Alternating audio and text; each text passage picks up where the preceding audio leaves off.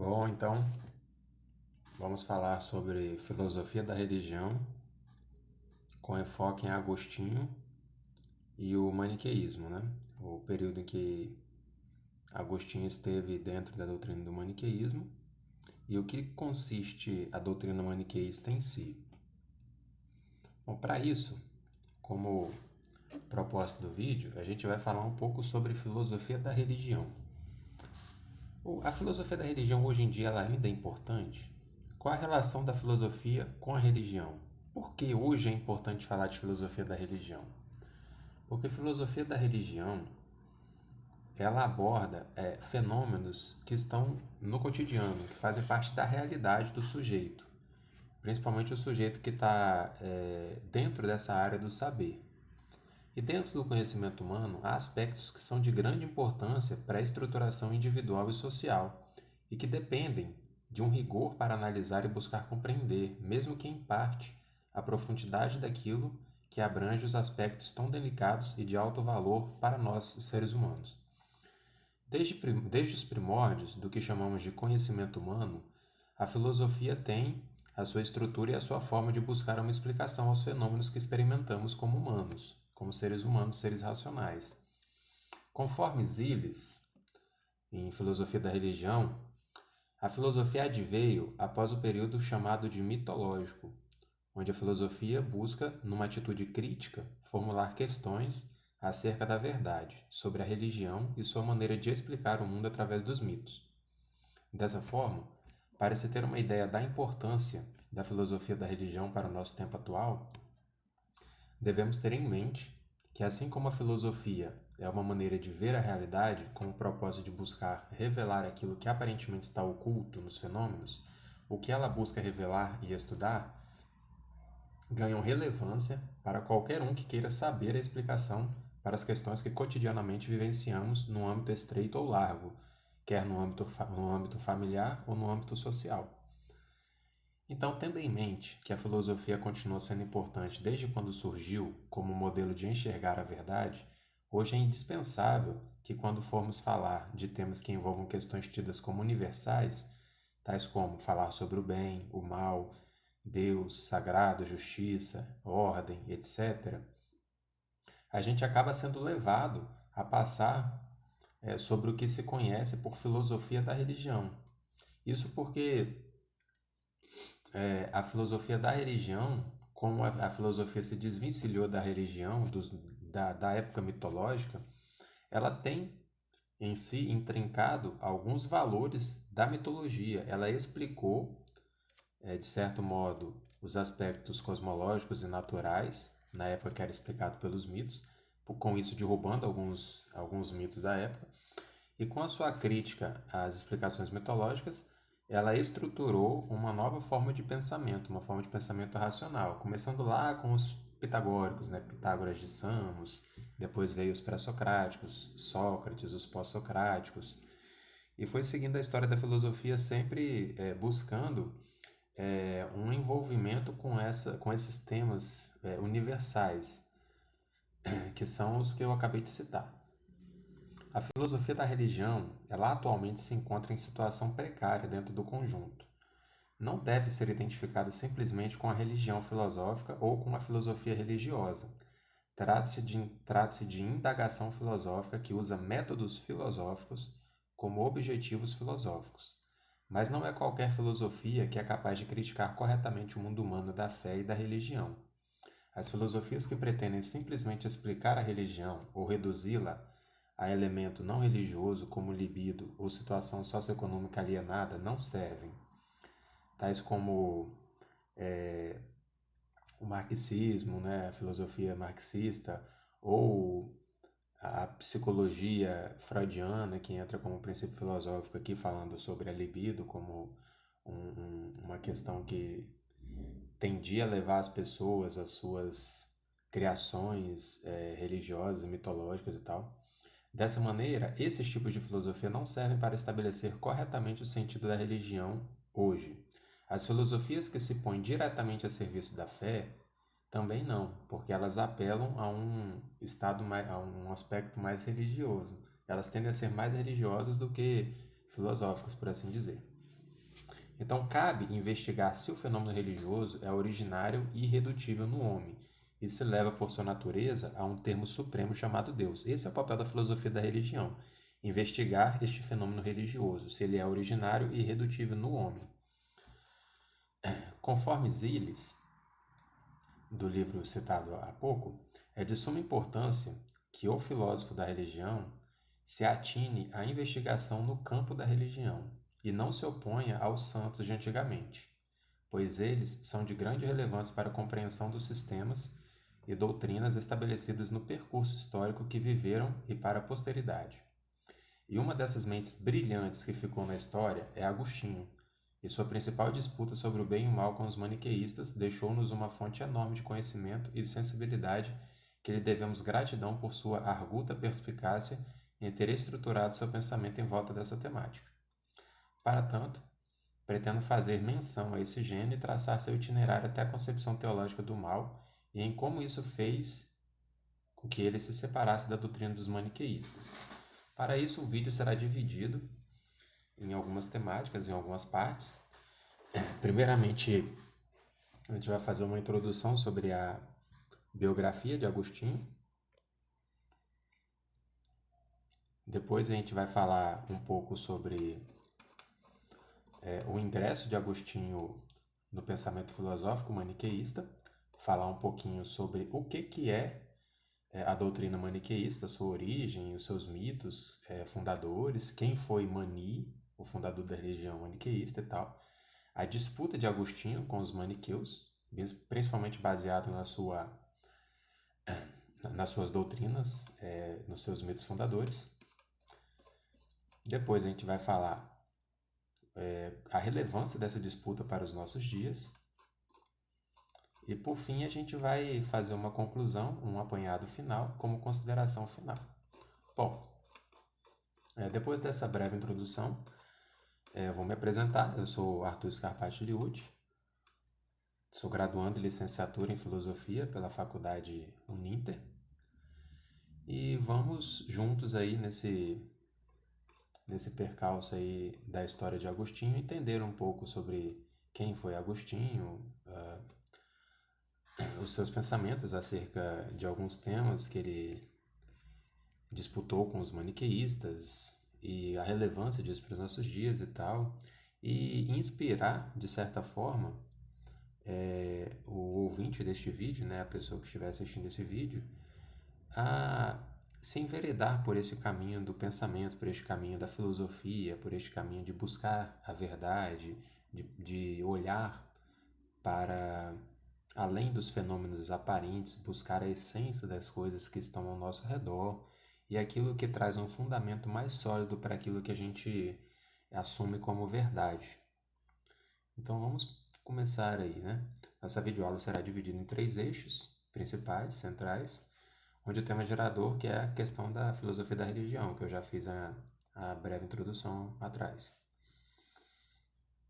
Já que essa disciplina se ocupa de todas as áreas essenciais da humanidade, assim falaremos sobre filosofia da religião, a disputa de Agostinho com a doutrina maniqueísta e o desvencilhamento de Agostinho do maniqueísmo.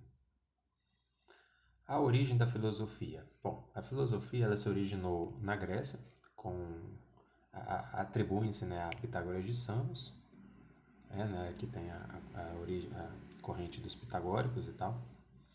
O papel da filosofia após sua origem.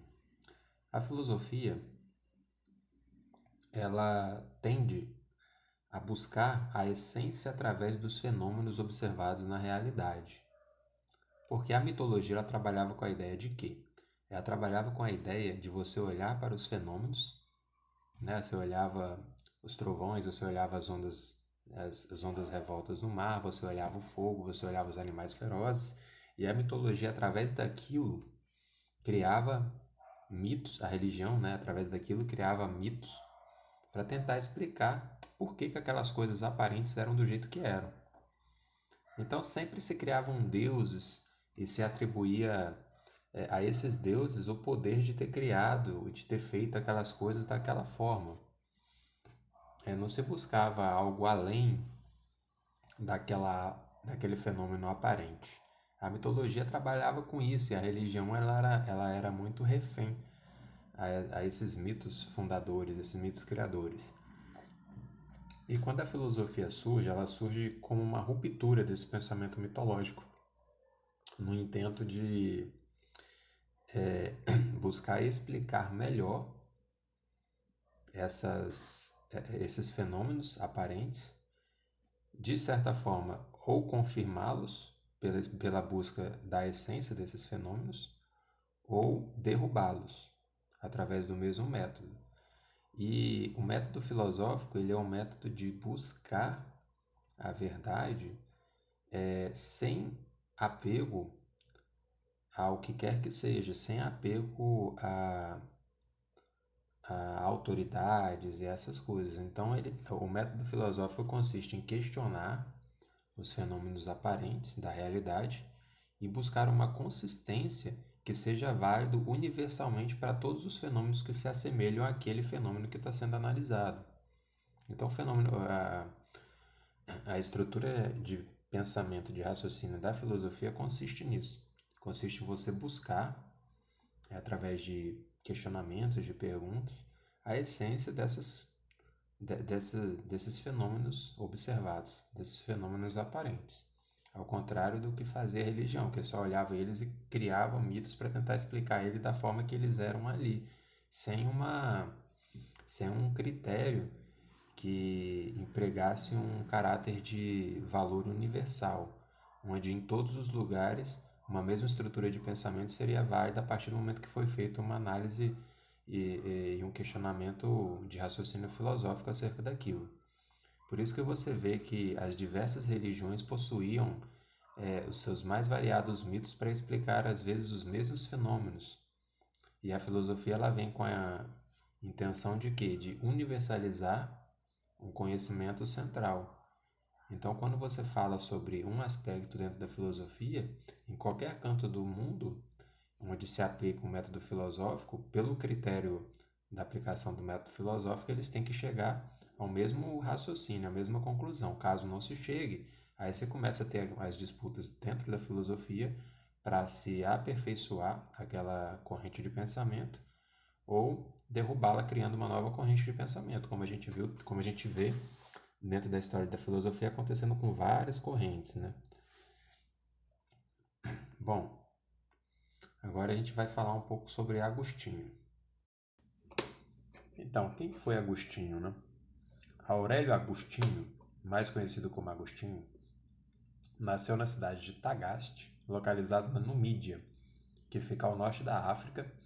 Nasceu no final do ano de 354 da Era Comum, depois de Cristo. Ele é filho de um africano pagão e romanizado, não afeiçoado à proposta de vida cristã, o que leva Agostinho a relatar, em seu livro de Confissões, sobre essa vida adúltera de seu pai. Inclusive teve alguma certa influência sobre a sua própria maneira de viver. Seu pai era casado com Mônica. Mônica, inclusive, foi até canonizada dentro da Igreja Católica por causa de sua devoção, por ser uma fervorosa cristã. E esse papel de Mônica como fervorosa cristã legou uma grande influência sobre seu filho Agostinho, a ponto de Agostinho falar que sua mãe era uma fonte de piedade.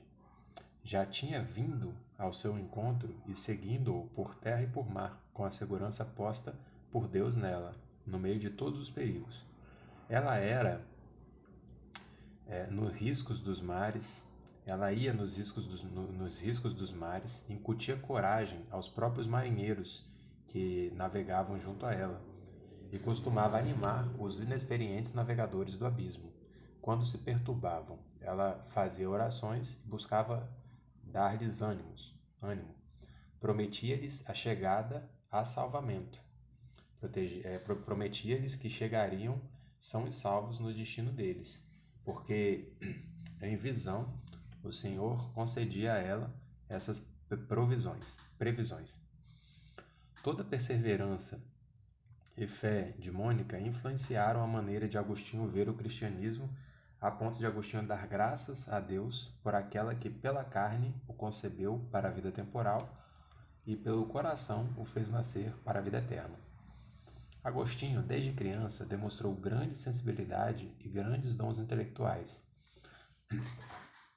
Sua mãe o inscreveu no catecumenato, fazendo-o ter uma formação cristã e doutrinária desde cedo. Porém, isso não foi o suficiente para Agostinho de pronto aceitar o cristianismo e seguir por este caminho. Depois dele ter se alfabetizado e estudado no catecumenato, Agostinho inicia seu estudo oficial em gramática, primeiro em sua cidade natal, em Tagaste, e continuando em Madaura, de 365 a 369. Esta cidade, onde Agostinho termina seus estudos em gramática, possui amplo tom pagão no seu ensino e possui grande indiferença para com o cristianismo. Foi esse o primeiro fraquejar de sua fé no cristianismo, que já não era uma fé muito forte, pois aliava-se à ausência do fervor de sua mãe, porque Agostinho não estava mais na presença de sua mãe, com a indiferença dos seus mestres em gramática nessa cidade de Madaura para com os mestres cristãos. E o que pesou também bastante foi a tenra idade de Agostinho na época que ele fez esses estudos, pois possuía apenas 15 anos nessa época. No ano seguinte, aos 16 anos, seu pai o manda para Cartago para estudar retórica. Ali em Cartago foi que Agostinho se uniu a uma mulher com quem teve um filho, Adeodato, que nasceu em 372. Nessa situação, Agostinho se encontra com leves lembranças do cristianismo, encharcado do pensamento e das ideias pagãs e dado à sensualidade. Inclusive, Agostinho fala que o fato de ser dado à sensualidade foi por conta da influência pagã de seu pai, a vida promíscua que seu pai levava, né? E aos 19 anos, deu início ao seu processo de conversão, através da leitura de Hortênsios, diálogo onde Cícero traça uma exortação à investigação da sabedoria imortal superior aos bens passageiros e que é necessário amar pelo que vale. Agostinho compreende desde então que a única felicidade verdadeira está na posse da verdade. Desvenda-se-lhe a vida do espírito e concebe que ela merece todos os sacrifícios. Desde então põe a si próprio o problema, cuja solução completa perseguirá até os 33 anos. Como entrar na posse desta verdade beatificante, para a qual o leva o impulso apaixonado de toda a sua vida, de toda a sua alma? A princípio, como resposta a esse problema, o maniqueísmo foi uma solução provisória que Agostinho encontrou. Como recém-formado em retórica, não lhe apetecia buscar orientação para sua questão na Sagrada Escritura, pois ele considerava a Sagrada Escritura, naquela época, simples e rude. E quando eu falei sobre que aos 19 anos deu início ao processo de conversão de Agostinho, é porque essa leitura de Hortênsios, o diálogo de Cícero, refletirá posteriormente quando Agostinho deixa de praticar, deixa de seguir a doutrina maniqueísta. Então aqui foi o primeiro contato que Agostinho teve com uma possível conversão, com a lembrança das coisas que sua mãe ficava repetidamente falando com ele através dos momentos em que ela falava sobre o cristianismo, orava com ele e tudo, mas ainda não foi o momento em que Agostinho decidiu-se pelo cristianismo.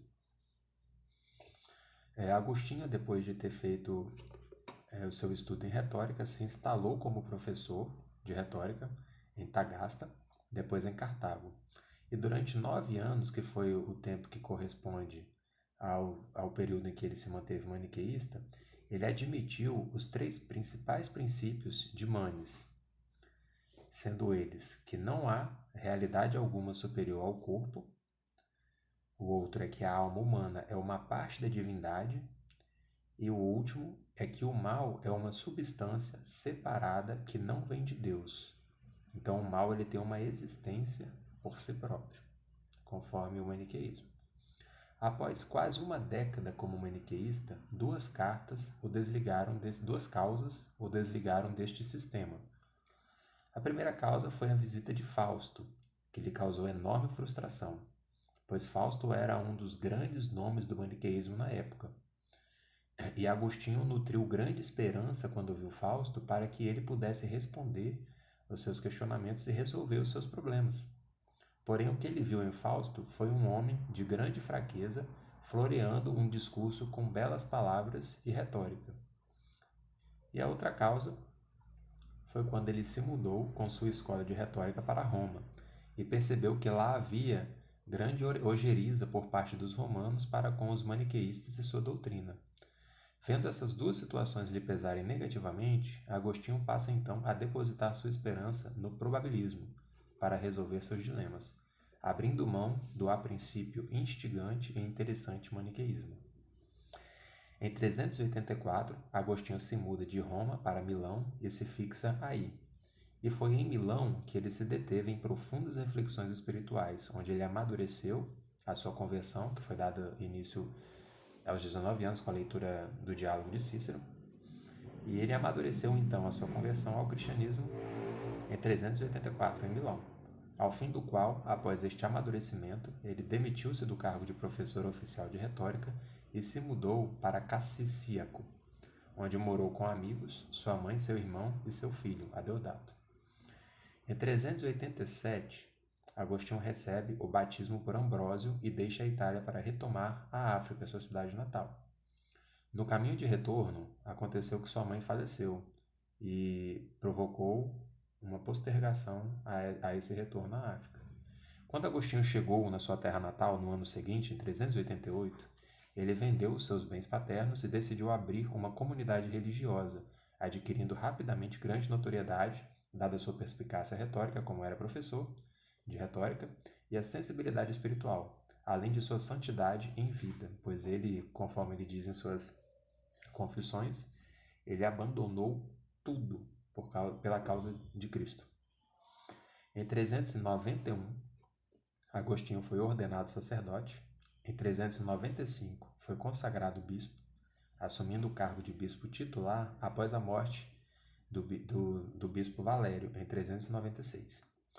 Agostinho morre aos 76 anos, em 430 d.C. Então esse foi um resumo mais ou menos da biografia de Agostinho, onde podemos ver o seu itinerário bem resumido, a sua vida, o que o levou ao maniqueísmo, o seu retorno à sua cidade natal, onde ele viveu ali uma vida cristã, aplicando-se a reflexões e a pensamentos na busca de verdades, e aonde ele veio a falecer aos 76 anos. Agora, a gente vai falar um pouco sobre o maniqueísmo, sobre quem foi o fundador do maniqueísmo, suas principais doutrinas e o seu principal expoente. Bom, o maniqueísmo tem por seu fundador Mani. Mani nasceu na Pérsia, atual Irã, no ano de 216 da Era Comum, depois de Cristo, durante o governo do imperador Caracalla, em Roma, fortemente influenciado pelas demais religiões persas e indianas, como o zoroastrismo, hinduísmo, budismo, também teve contato e influência do judaísmo e do cristianismo. Todas as religiões fizeram, de certa forma, parte da fundamentação teórica do maniqueísmo. Houve grande influência do gnosticismo e do esoterismo na formação religiosa de Mani. Porém, ele possuía uma autoconsciência muito pronunciada e decidiu criar uma religião que fosse universal, ao mesmo tempo que não fechasse-se a outras religiões. Então, Mani queria uma religião universal que não excluísse as demais religiões. Por isso que teve esse grande influência das demais religiões para a concepção da instauração da religião maniqueísta. Mani via sua religião como a complementação das religiões anteriores, que para ele estavam incompletas. Conforme Eliade, como um rio se junta a outro rio para formar um caudal poderoso, assim se acrescentaram os velhos livros às minhas escrituras. Eles formaram uma grande sabedoria, tal como não houve nas gerações precedentes. O sincretismo era uma característica da época, e isso fez com que Mani dispusesse-se dessa abertura com tática para levar sua doutrina até os confins do Império Persa, utilizando-se de linguagens que eram familiares tanto às religiões ocidentais como às religiões orientais. Como proposta de uma religião universal, o maniqueísmo precisava também de um apelo missionário. E como em todas as gnoses, o maniqueísmo traçava o caminho da libertação através de uma análise rigorosa da condição humana, lembrando que esse é um dos aspectos mencionados acima e que foi observado de perto por Agostinho, que seria a condição humana, né? Uma vez que, enquanto existência encarnada, o homem sofre, e isso equivale a dizer, para Mani, que o homem é uma presa do mal. A libertação, portanto, deste mal só se torna possível através da gnose, a única verdadeira ciência. Como as demais gnoses, esta também não concebia um cosmos dominado pelo mal como obra de Deus, transcendente e bom, mas de seu adversário, assumindo então um dualismo cósmico. Agostinho insere-se neste pensamento na intenção de descobrir a verdade e sanar suas dúvidas. Agostinho sofria de males desde sua tenra idade, o que o levou a refletir longamente sobre o mal. O dualismo maniqueísta é capaz de seduzir o intelecto humano sedento pela verdade.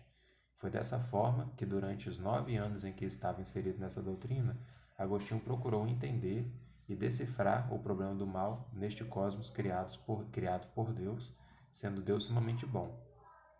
Já levantava questionamentos sobre como Deus poderia criar algo ontologicamente mal, sendo que toda a natureza que é criada é boa, pois provém de Deus, e Deus é bom.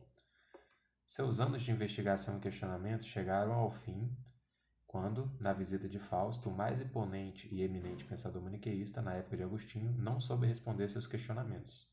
E, aliás, ele os confirmou. O que aumentou ainda mais a desconfiança de Agostinho com relação a Mani. Bom, uma das principais doutrinas aí do maniqueísmo é o seu mito criacionista. O que é o mito criacionista do maniqueísmo, né? O mito criacionista do maniqueísmo consiste em um dualismo de luz e trevas, onde luz é o princípio bom, que é Deus e, portanto, imaterial, e as trevas é o princípio mal, sendo, portanto, material. Uma vez que a matéria está sujeita ao mal, logo o mal é sofrido materialmente por uma substância material que impõe as trevas à matéria. Aqui já dá para perceber que dentro do maniqueísmo há uma materialização do mal, onde o mal é existente materialmente, substancialmente, o que levou Agostinho a ter grandes disputas que a gente vai ver um pouco mais adiante. Tendo definido que a criação se deu por essa tensão de poderes entre luz e trevas, tem-se o ser humano primordial como emanação do princípio da luz para capitanear a luta contra as trevas. Porém, essa primeira empreitada não deu muito certo, o que resultou em fracasso, e então as trevas engoliu tanto o ser humano primordial como seus filhos. Vendo este fracasso, o Pai das grandezas responsável pelo princípio da luz emana de si, então, um esquadrão para resgatar o ser humano primordial. Porém, nessa jornada, apenas se salvou o ser humano primordial, tendo seus filhos ficado reféns no reino das trevas.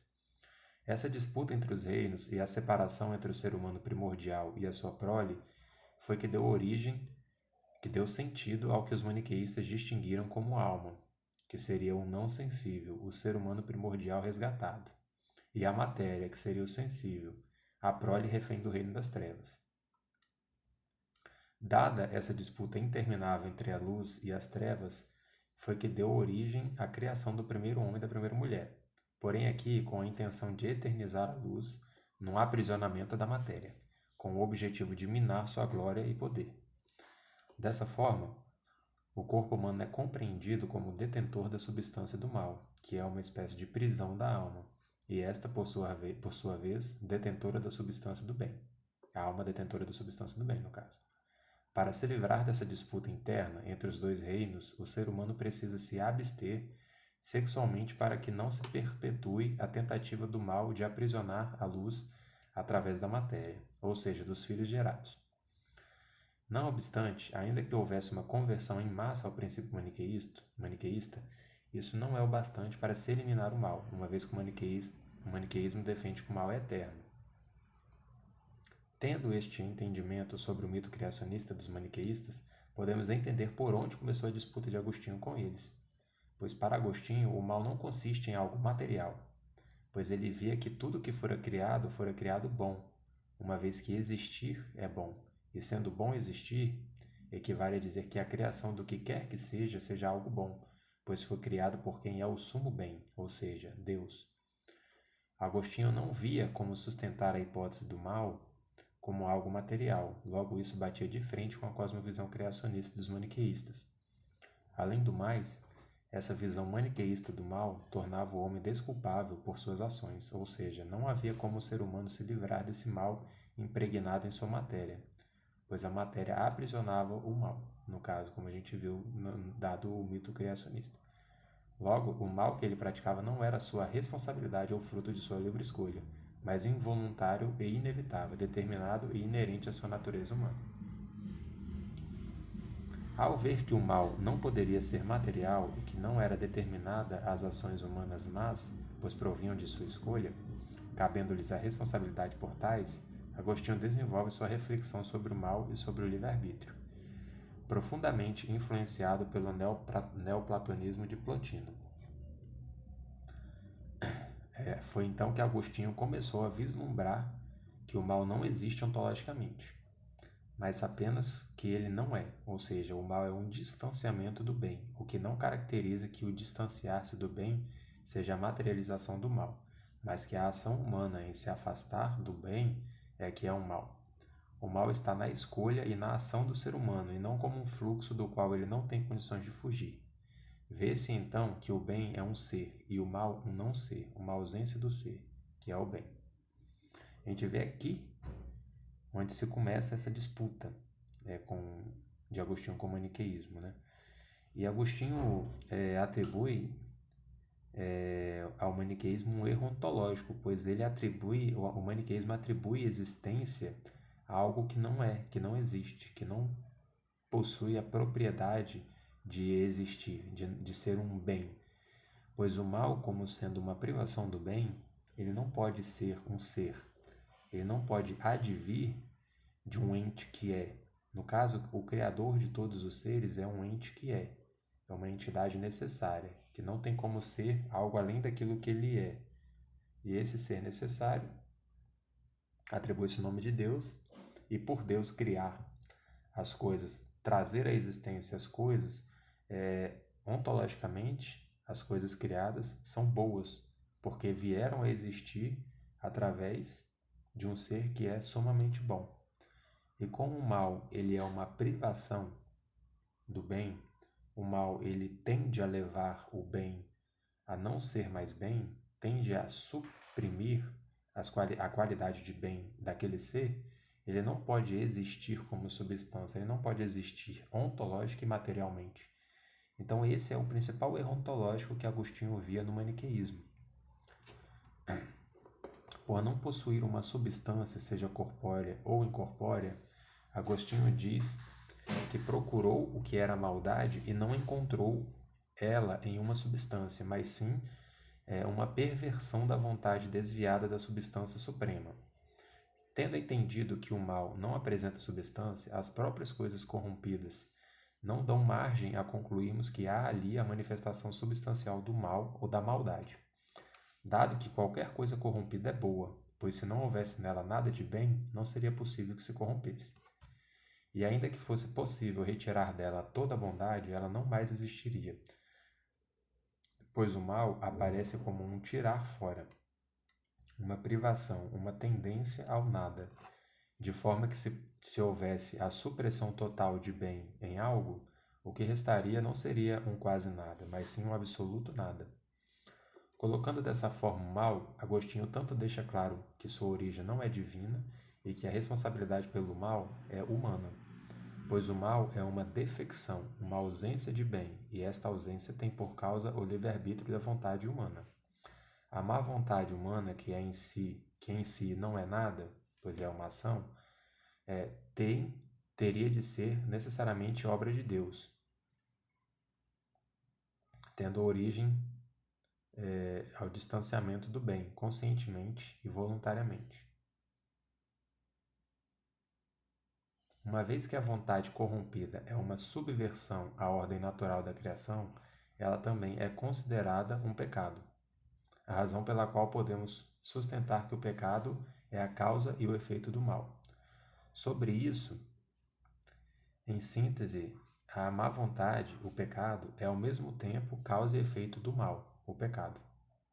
Entretanto, isso não implica dizer que o mal moral se manifesta como causa positiva, uma vez que ambos se manifestam ontologicamente na vontade do homem, mas como não ser, como defecção, como privação ou distanciamento do bem.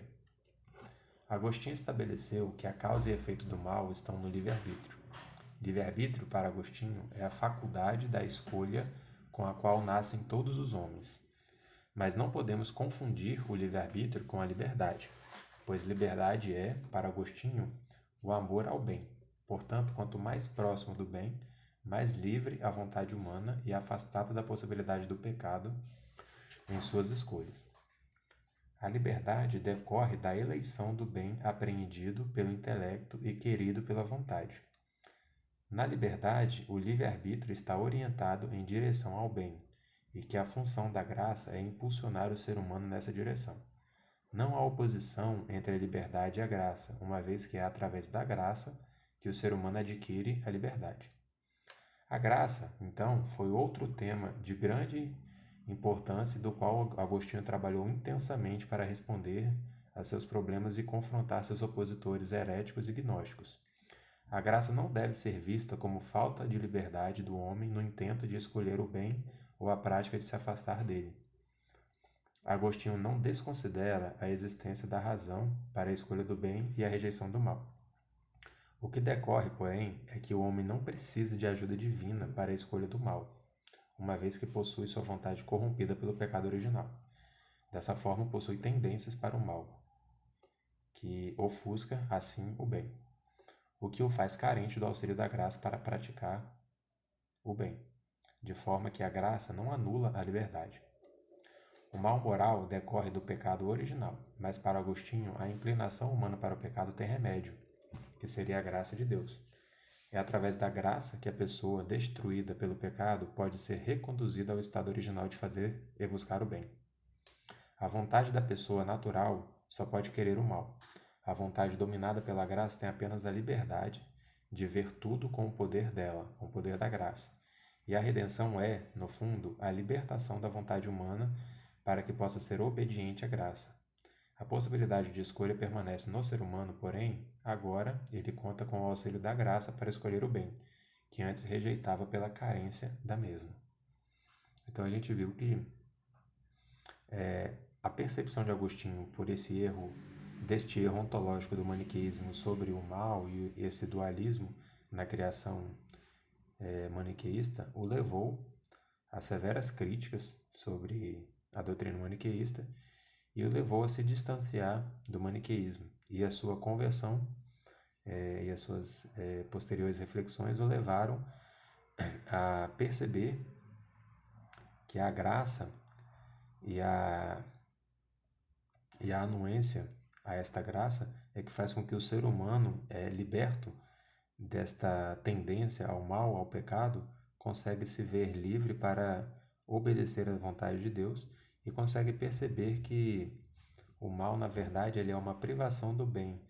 Ele tende a querer destruir o bem, o ser, através de más escolhas, através da consequência das tendências naturais do ser humano de fazer más escolhas pela carência da graça.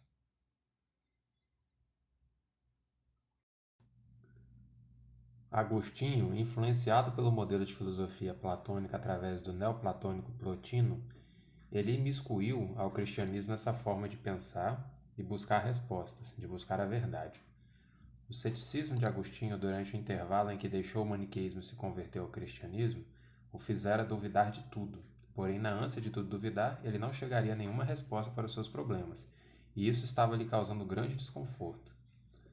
Quando passou a amadurecer sua visão sobre o cristianismo e mesclando a filosofia numa busca pela verdade, que independe de religião e de correntes filosóficas, pois as ultrapassa todas, ele observou os aspectos que interagem entre o uno de Plotino e a ideia de monoteísmo cristão.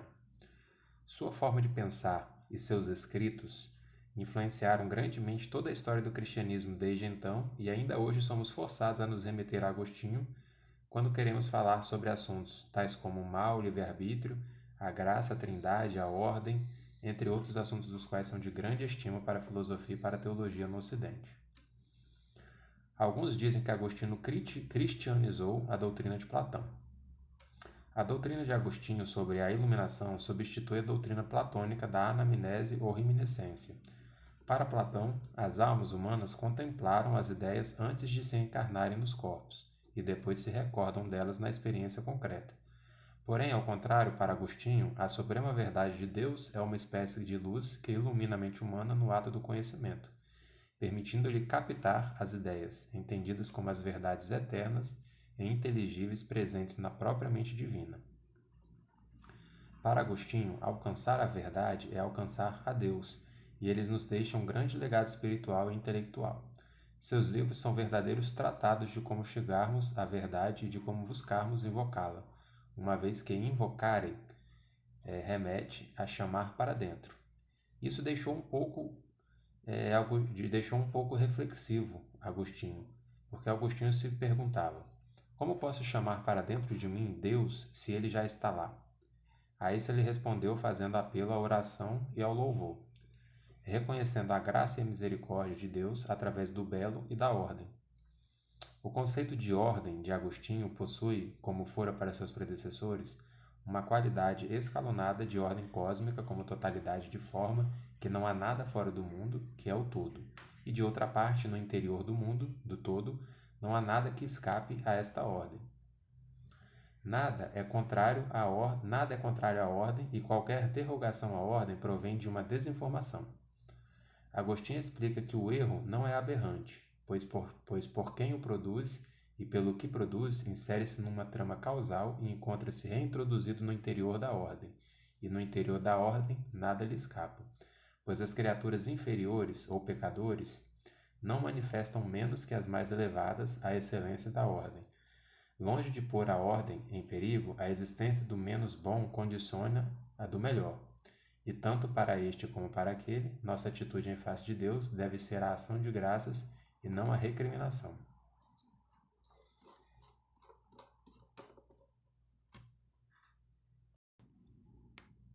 O que podemos pensar acerca de tudo que foi exposto sobre Agostinho e quais os impactos que a vida e o pensamento de Agostinho nos legam ainda hoje?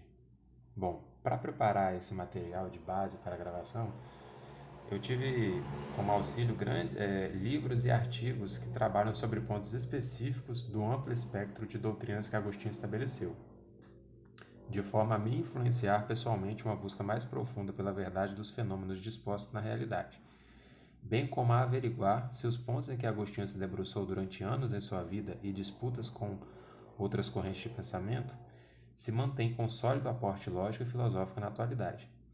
O aprofundamento do estudo em Agostinho influencia diretamente a vida do estudante, pois a sinceridade com que ele se entrega aos pensamentos que o incomodam causa uma profunda simpatia pelo exercício do pensar, pela busca das profundezas do saber, visando desfazer aporias e elaborar doutrinas que sejam universais e sólidas.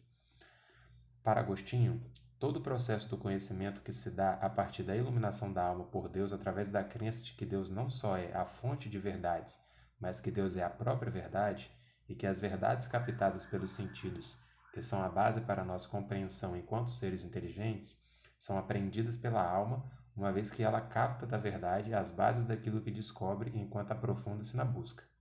A verdade, para Agostinho, não é criada, mas descoberta. Conforme Gilson, o que alcançamos ao alcançar as verdades é um conteúdo da nossa razão, que não pode ser explicado do ponto de vista dela, e que nos obriga, por consequência, a transcendê-la para afirmar a existência da existência que a esclarece. A verdade substancial, eterna e imutável que é Deus. O ponto arquimédico da doutrina de Agostinho é que é necessário, para alcançar qualquer verdade, crer.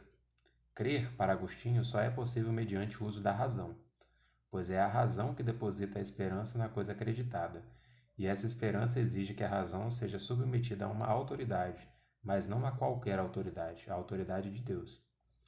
Dessa forma, o primeiro passo para descobrir as verdades sensíveis é através da submissão à verdade, que é Deus pela fé.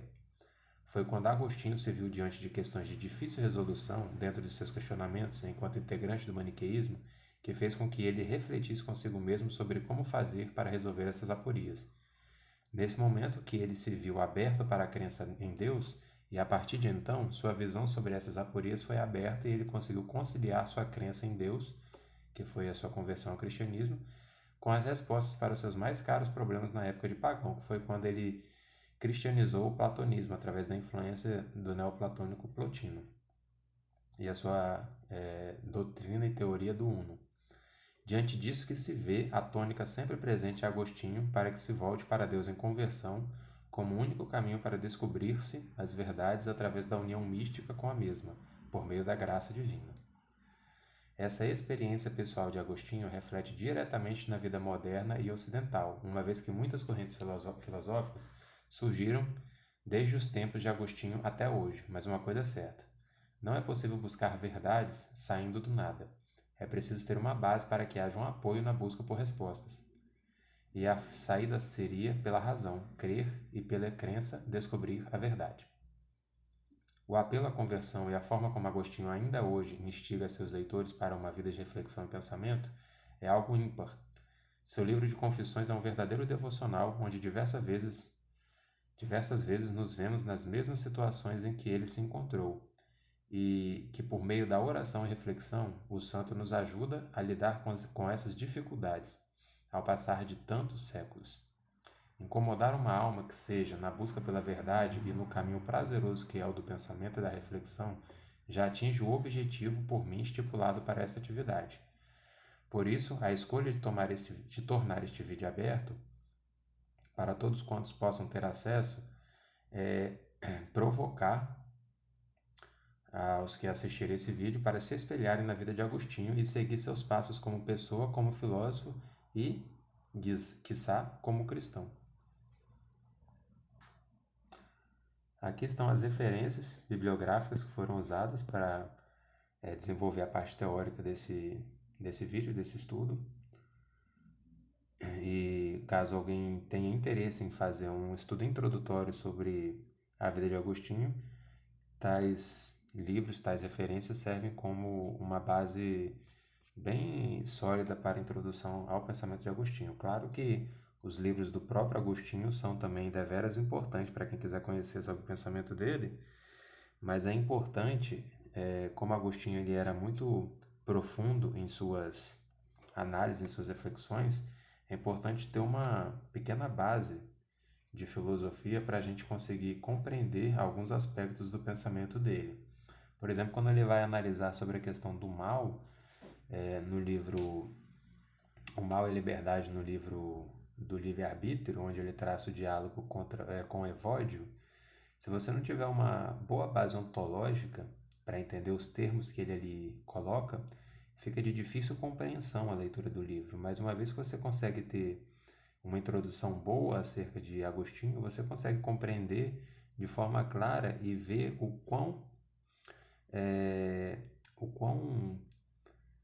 intrincado e completo é o pensamento de Agostinho, como é que ele desenvolve através de diálogos a sua forma perspicaz de pensar e resolver os problemas que ele tinha, ao mesmo tempo que ele introduz os problemas em forma de diálogo, cria esse diálogo com os seus personagens, onde seria ele próprio e Evódio, e ele vai respondendo ao mesmo tempo como Agostinho mesmo, como o personagem Agostinho, e como o próprio personagem Evódio, através de perguntas retóricas do personagem, ele vai respondendo esses questionamentos e essas dúvidas que ele foi tendo e foi resolvendo através de suas reflexões. Então, os livros dele são de suma importância para a gente compreender até mesmo a evolução da metafísica e da ontologia na filosofia ocidental. E como filosofia da religião, é importante a gente ter um conhecimento básico de Agostinho, porque Agostinho ele está dentro do período que a gente chama na história da filosofia de patrística. E é importante a gente conhecer um pouco sobre o que vem a ser a patrística. e depois a escolástica e toda a evolução do pensamento filosófico. Mas a patrística é de suma importância para o desenvolvimento das principais formas de pensamento da filosofia ocidental depois de Cristo, né? E, querendo ou não, quando se trata de filosofia, de teologia, de filosofia da religião, sociologia da religião, história da filosofia, história em geral, é importante a gente fazer esse apanhado sobre Agostinho. E a gente vê o quanto atual são os pensamentos dele, né? O quão atual e o quão provocante consegue ser os seus questionamentos e os seus pensamentos. E a gente tem que ser grato, né, por esses gigantes que nos precederam, porque a gente pode se apoiar nos pensamentos dele para afirmá-los hoje através de novas pesquisas, de novas análises filosóficas. A gente pode solidificar os seus pensamentos ou ver quais eram os erros dadas as limitações da época e conseguir complementar ou criar ou derrubar certas doutrinas e colocar as verdades universais acerca de pensamentos embasados num rigor filosófico para a atualidade de hoje. Então fica aí o que eu queria passar sobre Agostinho. Espero que tenha servido de provocação para que quem assistir aí possa se interessar em iniciar o estudo aí na vida e nas obras de Santo Agostinho.